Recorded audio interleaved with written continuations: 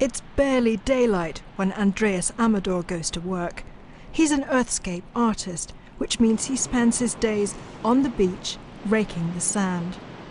He lets his imagination run wild, creating geometric patterns. Sometimes they're huge, sometimes not, but they're all very different. I would say my biggest inspiration is nature and the patterns that I see around me. But I'm trying to translate the world that I see and try to understand it. So it almost feels like a scientific pursuit on some level. He rakes the beach to bring different colours of sand to the surface, and by blending broad and narrow strokes, he creates patterns that are really quite stunning. It's difficult for him to see if his designs are working from the ground, so he mounts a camera on a quadcopter, which hovers above the design and takes pictures.